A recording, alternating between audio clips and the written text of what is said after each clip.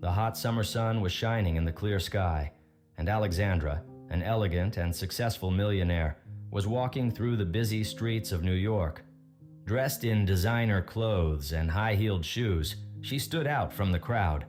As she continued walking, her gaze was drawn to a boy who seemed to be in a rather difficult situation. The boy, skinny and dirty, with shabby clothes barely covering his scrawny body, approached her. From a distance, she could see his matted hair, which indicated that he didn't have a suitable place to live. However, even in the midst of all that sadness, his eyes shone with an intense light, as if he still had hope. He held out his little hand and begged, "Ma'am, please, can you give me $1?"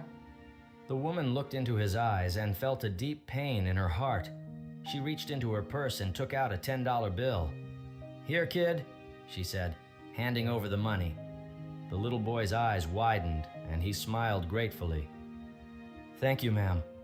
Alexandra watched as he walked away and approached other people to ask for money. She couldn't help but reflect on the little boy's situation.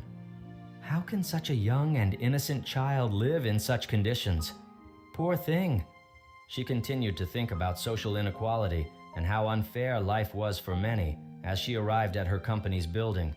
She stopped for a moment before entering and cast one last glance in the direction of the little boy, who was still asking for money. And with a tightness in her heart, she turned around and went to work.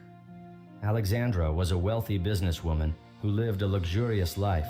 She had a mansion in an upscale neighborhood of the city, and at the age of 31, was already a successful businesswoman in the field of technology and application development for large corporations.